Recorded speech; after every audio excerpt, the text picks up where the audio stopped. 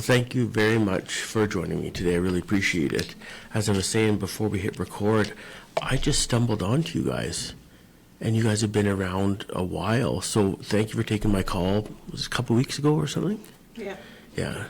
And just coming down to sit with me. I know it's not ideal to drive all the way in from, I think you guys are in Airdrie, but it's just so nice to do these things in person. Yeah, no, it's an honor and a privilege to be here, and I thank you for stumbling upon us and for reaching out. So. No, I appreciate it. Even with what you're doing, I don't know how much you know about us, but you know, we're all just pipeliners and construction, and we've all been impacted with varying degrees with mental health issues and suicide, and you know, we've lost so many people on jobs. We talk about it all the time. You know, we're increasingly putting more money and support at different levels into this issue, and yet we're watching this issue persist, and that's what we're struggling figuring out. And I don't know the answer, so every time I have a chance to talk to someone who is also looking at this issue and saying, not just how do we support people, Kim, but like, let's get to the root cause, like what the hell is going on here? And anyway, thank you. I would love to hear, introduce yourself. You can go back as far or as recent as you want to go. Well, you see how old I am, right? So going back far, may take more time than you have. Yeah, my name is Kim Titus, and I live in Airdrie. I've lived in Airdrie for 40 years. My husband's name is Kim Titus as well. We have 3 sons. Braden was our youngest son and died by suicide in September of 2015. And the senselessness of his suicide put us on a path and a purpose of trying to save one family from having to experience that kind of devastation. And so we started Thumbs Up Foundation as a result, and we call it Thumbs Up because I used to be in my other life, the family photographer, and more often than not, Braden would always have his thumb up in the picture. Oh, funny. And I'd say, you don't have to have it up in every picture, dude. And he'd be like, what? So that's why we named it that way. And we are also, our focus is to change the energy around mental health and addiction and suicide. And we can't sit around boardroom tables 1 minute longer talking about the problem, talking about stigma, etc. It's turn the music up, get the good food out, right? Spend time in connection. And there's still the cause and the body of work is very serious, but we don't have to be serious and somber in our approach to it. So that's really our approach, because we focus on the way Braden lived and not how he left. And that's just who he was, big foodie guy, golfing, music, all of that. So we incorporate that into everything we do. Awesome, thank you. I'm, of course, sorry for your loss. And I quickly started reading about your website as soon as after I talked to you. And I was so glad to hear from you. So again, I'm from a construction background. When you say thumbs up for us means, you know, if you're around heavy equipment and operators, that's how you know the operator gives you the thumbs up that you're okay to pass or drive by or walk by. So that's prominent throughout everything I've ever done is thumbs up.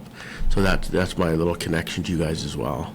Well, I'll make a construction connection then, is that Kim and I have been married for close to 50 years, and we actually met. I grew up in the Yukon and he grew up in Manitoba. And we actually met in Fort Nelson, BC. It was the first year they took women surveyors on the Alaska Highway. And so we worked on the same surveying crew. How you met, obviously. That's how we met, yeah. That's great. Oh, my father, Big Dave, he started off as a surveyor, and my eldest child, he did a surveyor and geomatics program at SAIT, so we're definitely maybe cut from a similar cloth. Kenny actually lived up in the Yukon for about 12 or 13 years. Where were you guys up there? In Whitehorse. Oh, Whitehorse, eh? Yeah, my family's, most of my original family, my sisters and nephews and nieces and great nephews and nieces now all still live there. Yeah. Oh, cool. How often do you get up there? Not as often as I'd like, but they come here more than I seem to get back there. But yeah, so my sister's coming in March. When I was a younger guy, you know, I'd hop in the truck with Kenny and we would do it in one go. And That's a haul. it's a haul. We don't do it anymore, Kim, in one go. But, he's since moved down south, so it's nice to have him around. But we still have a bunch of friends still up in Whitehorse. We just don't, it's tough to get up there. Yeah. Yeah. Yeah. So tell me, you said you grew up in Whitehorse. Kim grew up in, was it Manitoba? Manitoba. Yeah. Small town Manitoba. Yeah. Yeah. Wellwood, Manitoba. How did you end up in surveying?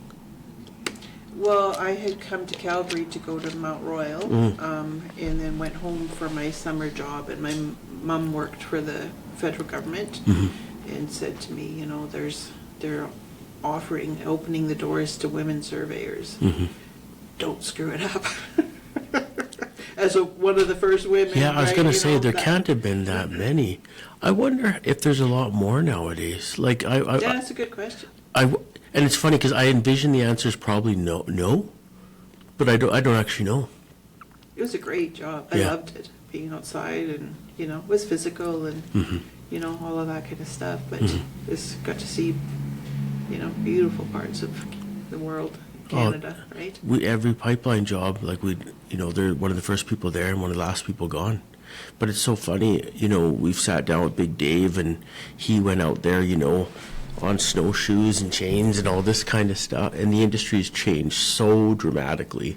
So my son graduated, I'm gonna say a couple years ago, and they're running, these remote base stations, and they just leave them there, and everything's GPS, and they're running. Oh. They're running drones over top of the right of way, and all the equipment now is GPS. Like it's so connected. So we at any given moment we see these 3D models, and we used to crawl in helicopters all the time, and now we still do to go look. But again, we can run these drones so quickly, so safely, so cheap. Like you're describing an industry that definitely has evolved a fair amount. Yeah. So no more hip waders is what I'm hearing. Well, I'd say it's still tough sometimes. But what is Kim? Where did he? What was he doing? He actually, we ended up coming to Calgary, and then he went to SAIT and took their CET program and worked for Burnco for close to 40 years, and retired right around when we lost Braden as their senior vice president. Oh, fantastic. And so Thumbs Up Foundation, that's like your full-time job, because it's kind of a volunteer kind of thing. Yeah, it is. It's from a time perspective, it is full-time, pretty much, right? You can't want to have a passion for changing the world and do it on a part-time basis. So retirement took on a whole new meaning and a whole new flavor after we lost Braden. It's frustrating because change is slow, but it's also very rewarding when you walk beside people who you're able to help them captain their ship in a better direction. Oh, for sure. When you say slow, is that more just culturally as industries, or is it government responses, or times to do studies? What? All of the above. Oh, okay. Right? It's a combination of all Okay. that. We've been very, very fortunate. Our MLA has been very, very supportive. She actually went to school with Braden. Okay. And so has really been a champion for us and lobbied on our behalf. And we've been able to receive over $1 million in funding from the provincial government to test whether our approach to care produced better outcomes or not. It was no surprise to us that it did and does. And so the frustration now is we've done some really good things. How do we take that to the next level? How do we, because we have not the solution, but we have some solutions to what people are searching for. And in my world, at least, it's not going to come from top down. As a business owner, I think you kind of understand that we need to understand from grassroots what's going on, what are the challenges, what are the obstacles, and then how the decisions need to come at that level. But the change doesn't always necessarily come from that, because we have different perspectives depending where on the food chain we are, right? For sure. And it's when you think about even trying to appeal to a wider audience, whether that's industries or governments. I mean, your voices can only be so loud when you're a small grassroots organization trying to get moving. Can you share about the study? Because you sent me a study to read. I'm going to say, yeah, it was a couple weeks ago after we talked.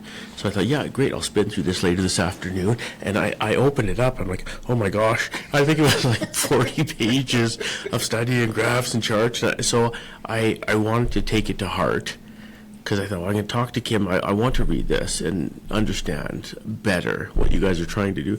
So I'm going to say it took me probably 3 or 4 nights at home. At the end of the day, I go home, have a glass of wine after dinner, and sit down, and I kind of read a few pages. And can you share a little bit about that study? Because I feel like it was a couple of years in the making. It's been, I say 10 years in the making, because, it will be 10 years in September since we lost Braden, and that's when it started. Mm-hmm. That's when, not necessarily the work, but the understanding and the awareness that things had to change, because it was happening to guys like Braden. We're all at risk. And so how do we stop it? In giving really a voice to the vulnerable, because we're not going to change the world without listening and asking, is this working for you? Does this making a difference for you and your family and your loved ones? So it has been 10 years. The report itself has been, we had 2 tranches of funding from the government, 2 $500,000 tranches, produced some really good outcomes, what we call Harmonized Health 1. And then based on that, went back and said, we're on to something here, we need to keep building it. So that is the report of the second tranche, which is really an approach to care that all the research, it's a bit mind-bending, that all the research says this is what we need to be doing, but we're doing it. And the Haskell School of Business picked Harmonized Health up as a capstone project Brilliant. last year, and went outside the boundaries of Alberta to see who else is doing this, and couldn't find anyone other than a couple of for-profit treatment centers who have a similar approach. And so we've been developing some of the solutions, and we just need that wider awareness. So thank you for this, because this is very helpful, to understand that there is some good work there are some of the solutions. When I go to different events, because I try to keep my finger on the pulse of what's happening, what is out there, and at least creating opportunities for creating more awareness. It's frustrating sometimes to hear that we're still so focused on the problems, which we don't. We focus on the opportunities. Obstacles are just opportunities waiting to happen, right? And we've spent 10 years creating opportunities for change. And that's where we're at now. Is kind of at that crossroads of we've got the data, we've got the research, we can speak in that language. We just need the audiences and the partnerships to understand the depth of the work that we've done, the body of work, the cause, and it's not because the system tells us it's good, it's because the people that we walk beside along the way say, this helped me and mine. And that needs to be the fundamental for all of us, the agent of change. When we're talking agents of change, those are the agents that have the voice that we need to be listening to in order to institute meaningful change. But Kim, that is literally why I wanted to talk to you, because most of the conversations I've had with guys, mostly guys, some women,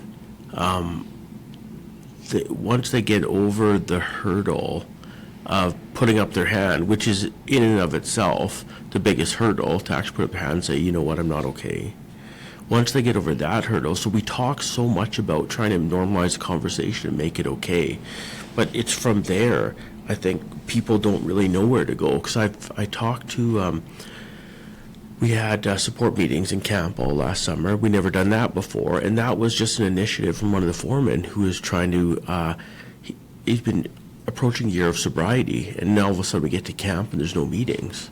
Right. So it was actually him putting up his hand and going, "Hey, can you help get some meetings going?" So yeah, no problem, absolutely happy to help.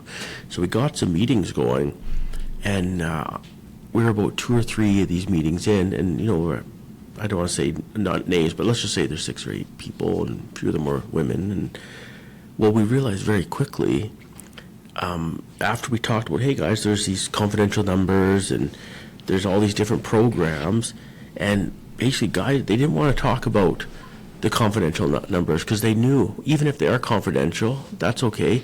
They're not pipelines, they don't understand, and even though we're having trouble drinking, my marriage is breaking up at home. Someone was describing to us.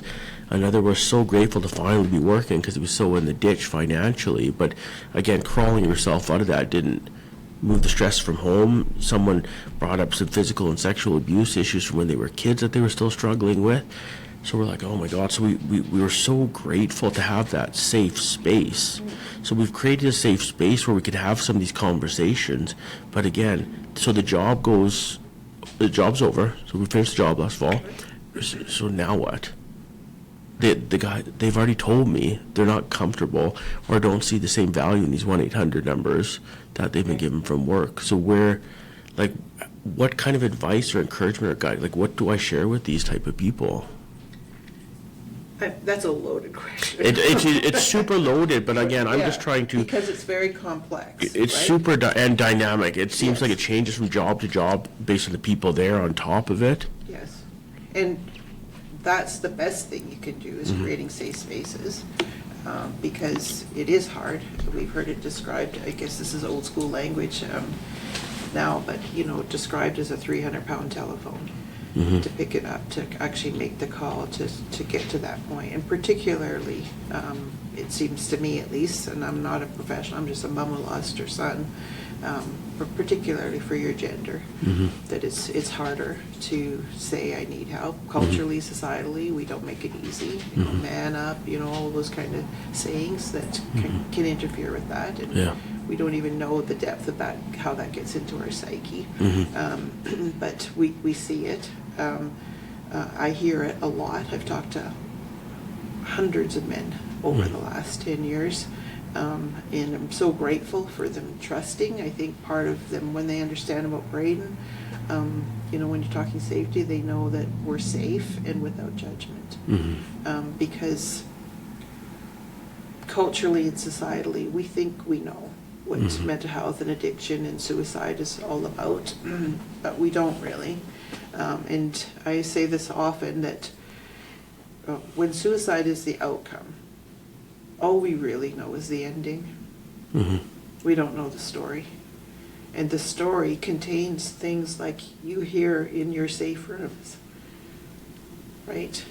My marriage is breaking up. I have issues with substance use. My kids are driving me crazy. My kids are struggling with mental health, or it's all of that. And we need to create a system. A couple of things. We're so focused on, we call it health care. It's actually sick care, right? And so let's move up here to where healthcare is. We can prevent that. We're not going to build enough treatment centers and detox centers and that kind of thing. We need to create culturally, societally, within the family unit, et cetera, et cetera. What is it? What's going on? And it's not just, we have to stop treating these things like they're acute care things. They're chronic. Addiction is a chronic disease, right? So let's treat it that way. It's not that, and we tend to wait till it's really bad, right? That, okay, you need to go to detox, you need to, all of those kind of things, right? But we can create that kind of level of awareness much sooner. We can make it much easier for people to, because with that disease comes a tremendous amount of guilt and shame. We can create that kind of environment, safe environment, to be talking about upstream before it gets to those deeper, darker, heavier levels of guilt, shame, regret, remorse, all of those kind of things. Yeah. But yeah, like you said, it's such a heavy, dynamic topic. Like it's never, there's common themes, I guess, but there's never really one thing, and everyone's got their own story and their own path. And I just, like I said, I don't know how to get to can you get to the bottom of some of these things? Like, I don't even know. I think you can. I do. I believe that. Okay. I think, it's, we tend to talk in the language of brain health. So there is an organ in the body called the brain. And when it's not functioning optimally, it can manifest itself in some pretty negative ways within our life and our circumstances and our families and all of those kind of things. So it's not good or bad. It's not right or wrong. It's either healthy or unhealthy, right? And when I've talked to men along the way, just the language of that I can feel it start to shift them. They're like, oh, what? You mean I'm not bad? It's like, no, you may or may not be healthy. It's not up to me to determine. We leave that to our professionals to determine. But it's just changing and shifting the mindset around that. It's like it's unhealthy. So what happens when we're unhealthy? So as I say, we're all on the continuum, all of us. We're either moving towards healthy, we're stuck where we're at, or we're moving away from healthy. Not good or bad, not right or wrong, right? So when we're stuck, we're moving away from healthy. That's when we may need to lean on someone else to say, I need some help, I need some perspective, I need some resources, whatever it might be. And unless and until we create that systemically, which is a part of our approach, our approach is to create community care teams that they're not the professionals, right? That have the lived experience, that are safe to talk to. And because sometimes that's all people need is just someone to talk to. Sometimes they need a lot more. So let's just meet them where they're at. Right? But even for people to talk to you, like, you automatically be a safe place because, I don't know, maybe it's because you're female, maybe it's because you're a mom, but sure as shit, it's because you understand. You've been there. So what I've been told is by some people, they'll go to different, therapy programs, try to talk it out with a third party and try to work through it. But they said it's tough to articulate to a counselor that doesn't know our industry, and they just have trouble, different language, and they're having trouble. They said there's value in therapy, value in talking, but if that person they're talking to, they feel doesn't get it or doesn't have the credibility to hear what they're saying, they struggle. So when you say I could see you being a very safe place for people to talk to. Well, we've been really, really fortunate in the people that we've met along the way and the relationships that we've been professional as well. And I think that there are people that 1-800 numbers will work for, right? Braden wasn't one of them. And so I also get that side of it as well, that he would and did literally die rather than call a 1-800 number. Yeah. And plus he had a very supportive family. We had lots of talks around it, right? And his story, if I can share it with you, is that he was 31, lived in Calgary, grew up in Airdrie with 2 older brothers, had his own home renovation company, and worked for himself. Struggle with that. How do you keep building the business while you're the guy that's doing the business kind of thing? And would come out to Airdrie a lot, and said to me one time, sometimes I get into a funk. And I've learned a lot in the last 10 years. At the time, not knowing what we were really talking about, I said to him, as your mom, I've kind of noticed that there's a correlation between you getting into a funk and how hard and often you're partying with your friends. And he'd be like, I've noticed that too. And so he would get on the quote-unquote straight and narrow and quit drinking and smoking and all of those, and go back to doing all the things he loved, hiking in Kananaskis. He had a chocolate lab Rio. He was a big foodie, so smoking meat and barbecues were his thing. Music, loved music, all of those kind of things. So he would get on that. Was lonely there. And we used to kind of joke, funny, not funny, oh, if I could find 2 more friends that would quit drinking with me, maybe we could play a board game on a Friday night. Funny, not funny, right? Yeah. And so then he came out one day and he said, I need help finding a family doctor. And I'm like, why? And he said, because I'm going to go on medication now. And I'm like, right, if it doesn't come out of a beer bottle, I'm not sure it's going to come out of a pill bottle. We have to find out what's going on. Why is this happening? You know, what creates the funk in the first place? But anyway, he's 31. I'm his overprotective mom. He knew better. So he went. Anytime he was in Airdrie, I used to get the text, what's for supper? So he showed up, got a big cheesy grin. He's like, hey, you hooked me up. I didn't have to pay for them. He said, he gave to me samples.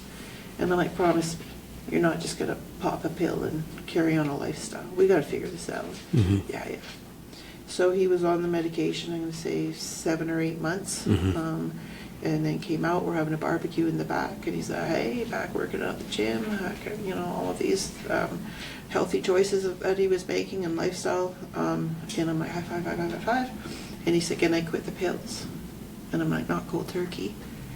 And he's like, wow, it was the lowest dose ever. He goes, and if you want to know the truth, I felt 0 different on it. And I said to him, well, Braid, they told you at least 30 days to feel different on it.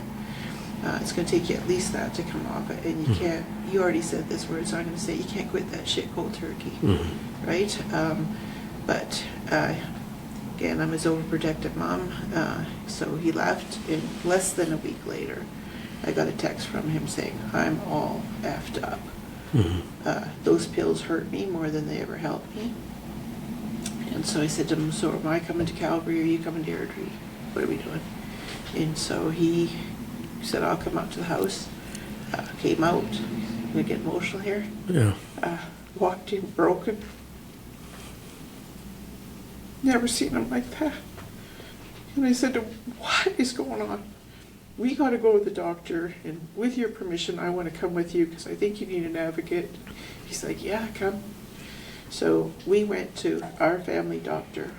Him and I were in the examination room together. Our doctor walks in. First thing he said, have you had thoughts of suicide? And Braden said, yeah, if it wasn't for my mom and my dad and my dog, I'd already be gone. Have you thought of how you do it? Yeah, I can promise you I won't leave a mess. Will you talk to somebody? Yeah, I'll talk to somebody. But I don't want hypnosis. I don't want tapping. I just want to talk to someone. Okay, well, we're going to get you in as soon as we can, but you're not going to get in right away. And in the meantime, here's some other sample pills to try. And so I said, what are we treating? And how are we treating pharmaceutically without a proper diagnosis? Because it feels like we're just throwing the S word at the wall, seeing what sticks, and saying, take 2 pills and call me in the morning. And that's a good point. Sent him for some blood work and lab tests and those kind of things. And then said, you know, Braden, if you have some friends that are on medication and it seems to be helping them, get the name of it, because we can try that too. And so I challenge people, so I'll challenge you. Go to your family doctor and ask them to hook you up with chemotherapy or insulin. What are they going to tell you? Yeah, they say you don't have cancer. We don't even know if you do. Yeah. We don't know what kind it is, and kind of blah blah blah blah blah. And when people hear me talk, they'll often say, "Oh, you sound like you're anti-medication," and I'm not. Right? It has its place. Certainly, it's a part of the equation, depending on the person, depending on the circumstance. But we tend to lead with it. And that's not always the healthiest choice for the most individuals. So because we need to start taking the holistic approach. It's diet, it's exercise, it's human connection, it's experience, yeah. Right? It's music, it's all of those kinds of things that are you know. We have our event coming up in March. I'm creating a toolkit, in the slogan I kind of stole it from what's in your wallet to what's in your toolkit. Right? Because it's that. We can create these toolkits that what's going to be in yours is going to be different than mine, right? Construction language, hammer and screwdriver. In our toolkit, the hammer is our comprehensive deep dive evaluation that our professionals created, which is not a psychiatric evaluation, it's not a psychological evaluation. It takes in your social, it's the biopsychosocial spiritual, and spiritual meaning purpose in life, right? So it takes in that, because if we had a guy we walked beside who, all the counseling sessions in that world aren't going to help him because he's living out of his car, right? So if we're not addressing all of that collectively and collaboratively, and what we say is that we allow everyone, our approach allows everyone to work to the height of their skill sets. Because right current state, we're asking, none of us can be all things to all people, right? So let's bring the team together. You can't do one, in your pipeline work, there's not one person that does everything, right? So what's the crew? Who's the team? Who's on first? What's on second? Right? All of those kind of things, so that we can say, tag, you're it.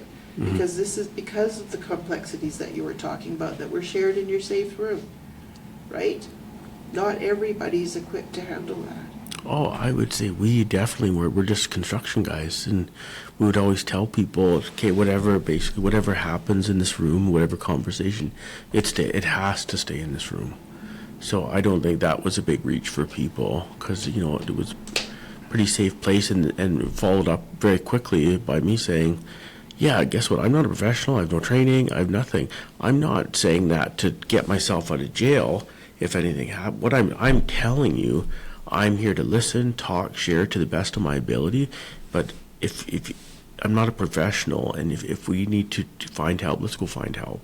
And that led into the conversation about, the 1-800 numbers and whatnot. And that's how I kind of had my eyes opened up a little bit. If you don't mind me sharing, I'm in the middle of an audiobook right now, and I don't know who wrote it. It's called Lost Connections, and it's written by an English guy, and he's described similar to what you just said. So he was having depression, he couldn't figure it out. Well, they just started throwing antidepressants at him. So, they help for how long, and then you switch it and change the dose, so on and so forth, for years on end. And then he started digging into it deeper. He's like, well, why did... I just assumed, I was always told, there's no serotonin in my brain or something, so I'm screwed up, this is going to help. That's what he's kept being told, this message over and over again. And then go fast forward about 10 years on these pills. Then he started to talk to some other people and go, yeah, so nobody's ever asked you what happened in your life? And they start, they just basically, I'm not doing good. And these doctors, again, I'm definitely pro-medication. I've seen it personally save people's lives, so I'm definitely... But the fact that was their default without running additional tests and asking, hey, so is there any other reason why you might be struggling today? And he said they weren't even asking those simple, basic questions, but he said as a young guy, you're just so happy to find something that makes you feel different or makes you feel numb or something. But I'm literally only halfway through it, but you're literally echoing those same sentiments. And some of what we've heard from younger people who their family members may say they won't take their medication, right? And so when you ask the question, why don't you take your medication? Yeah. What we've heard is, well, yeah, because before I went on medication, I was really depressed or anxious or whatever. And then I'm on the medication, and now I don't feel anything. And I'd rather feel depressed than feel emotionally numb, right? And so are we monitoring that? When after Braden died, part of what I say is we're not even gathering the information on aftermarket medication. When people die by suicide, I'm not saying that one way or the other, let's find the answers as to, was he on medication? What kind of medication? What was the dose of medication? How long was he on the medication? Any of them, because it can be, I'm not saying it is, it can be, but none of us can confidently answer that question at this point in time, right, whether it can, in some instances, be a contributing factor or not. Certainly it was in Braden's, right, is that it was adverse reaction to quitting medication cold turkey. Oh, I have no doubt. Right? Yeah. And when I've said that to others who, I don't have that experience, I've never been on medication, right? But when I've said that to others, I see it take them to a place they go, oh yeah, been there, right? People have said that about medication that they took for quitting smoking, right? Those kind of things, right? So it's that, we've met a guy that, I mean, his story is a crazy story, that back in the day was very involved with participation. And that's his story, is, wife, kids, mortgage, cottage in cottage country, all of that kind of stuff. And he said, and has a twin brother, and said, I was struggling, trying to keep all of those balls in the air, etc. And this is way back in the day. And he said, so I said to my brother when we're at the cottage, I'm struggling. He said, my brother said, I'm on medication. And he said, so I went on the medication. And this is this end of the spectrum kind of a story, so brace yourself for it. And he said, so I went on the medication, and he said, and it helped for a while.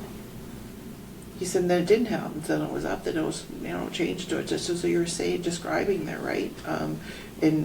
And he said, I never went outside the parameters of what the safe dosage prescription was.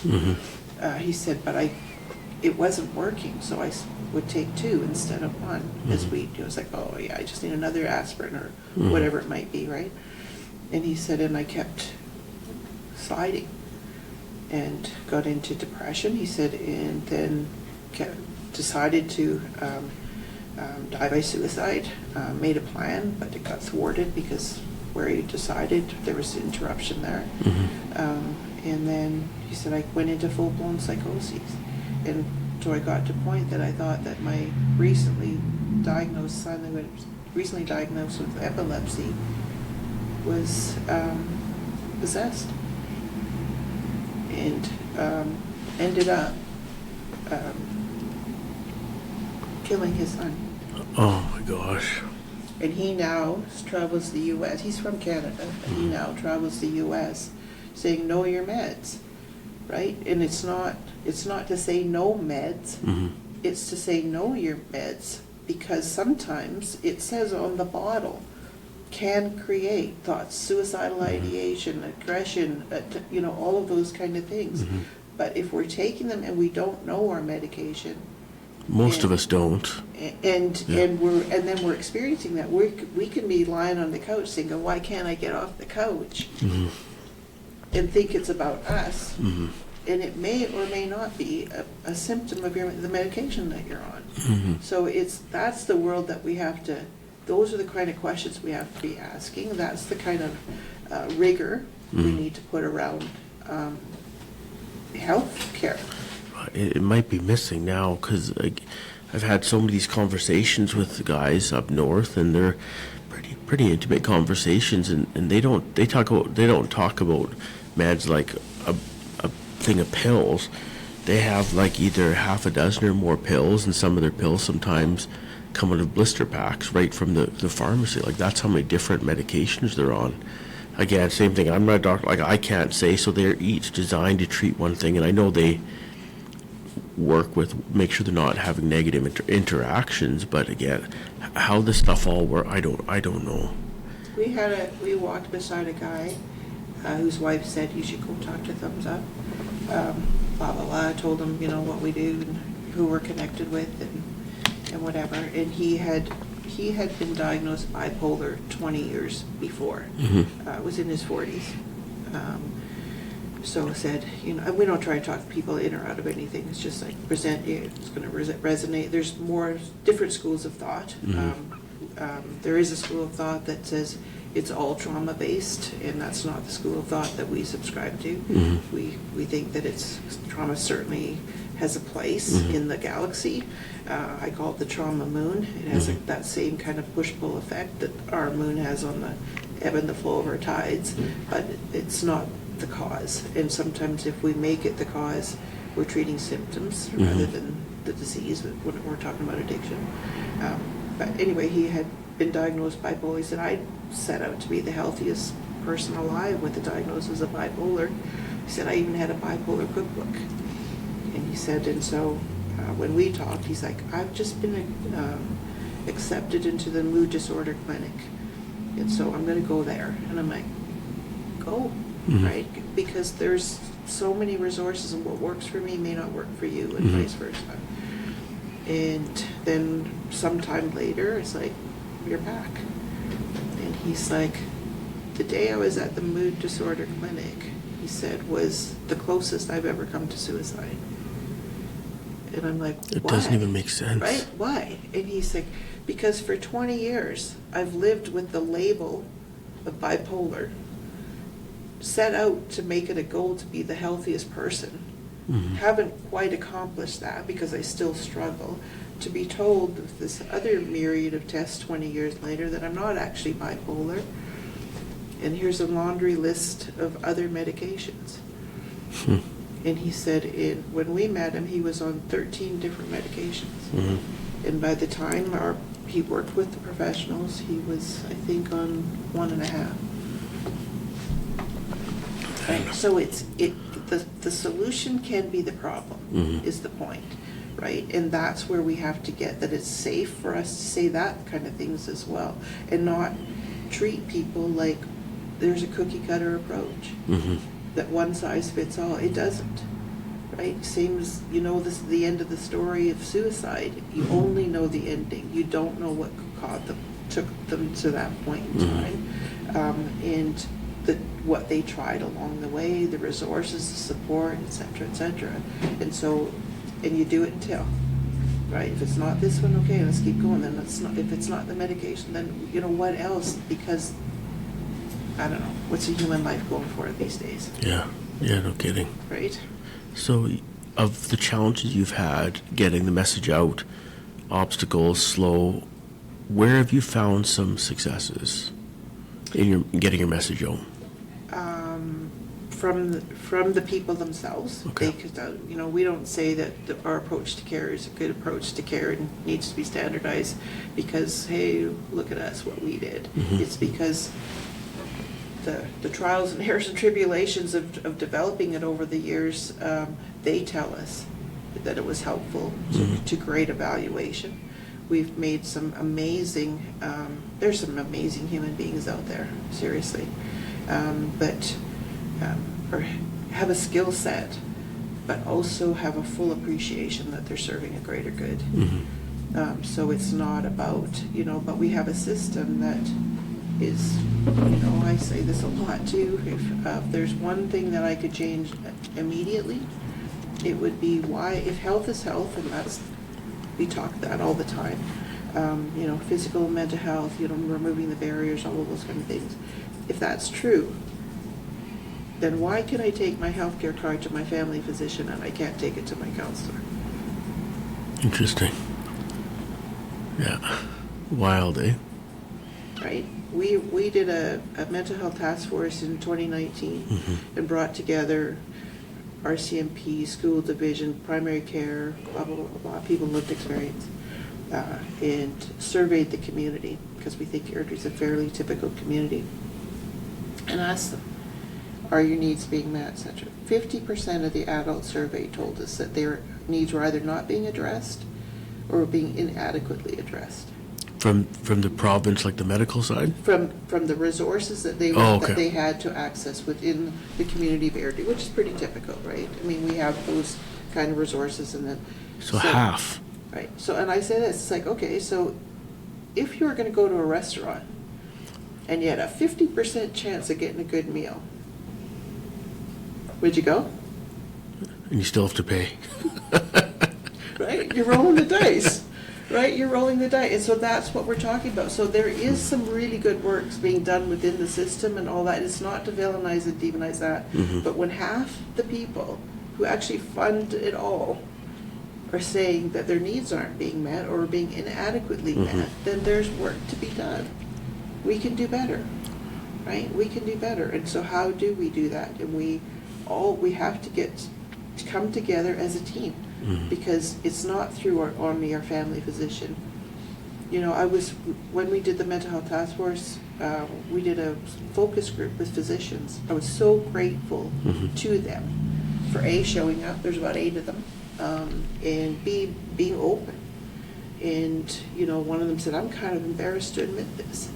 He said, but I don't know what to do with mental health. I wasn't educated on it. It's not my area of expertise. He said, kidney stones and gallbladder, I'm your guy. Yeah.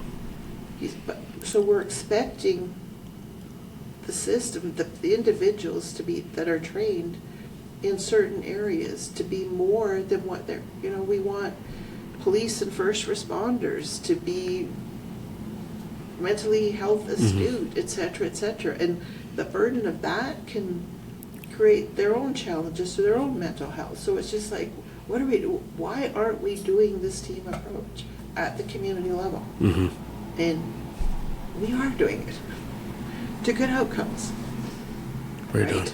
So it's that, and we're not doing it to saying, call us, right? We're doing it to test the approach to care and produce the research, produce the data to say this can help shape and inform and guide changes, meaningful changes, systemic changes. Right? The Palix Foundation out of Calgary spent 10 years and $90 million researching brain health as it pertained to mental health and addiction. Once they had all that information, it's like, what do we do with it? And so what they did was they hired a team of linguists who went out into communities with cameras rolling, mics, saying, what does mental health mean to you? What does addiction mean to you? And what they discovered is nobody had the same answer. And that there were cultural and societal influences on that. Oh, if they'd had better parenting, right? Or it's just a matter of choice, if they made better choices, et cetera, right? And so they've now created this resilience scale, which is on one end of the scale is red boxes, right? Negative life experiences. And we can offset those with green box experiences. Counseling just being one. But it's diet, it's exercise, it's lifestyle, it's time spent in nature. I believe that, right? for sure. Right? It's the healing powers of music, nature, all of those kind of things. Right? So we're just creating that kind of awareness, both within the individual and within the system. One of the biggest learnings that I've had in the journey is how the micro is in the macro, and the macro is in the micro. We walk beside people all the time and say, well, you know, what's in your toolkit? And, you know, and there's all of these things that, why are you carrying all of that baggage around and from your past? You're not heading that way. Don't look in the rear view, right? We're now asking the system to do that as well. What's working, what's not working. And we can't just build a future of the system based on what's in the rear view. We have to build, and that's what we say we're doing, is creating a future that has not existed to date. It needs to be, and as I said to you before we started officially talking, is that our approach to care, it's not even open for debate with me. Why I'm passionate about it is if this was the standard of care 10 years ago, Braden would still be here. That's a hard pill to swallow. But it's also the fuel for going. It's like, so who can we help?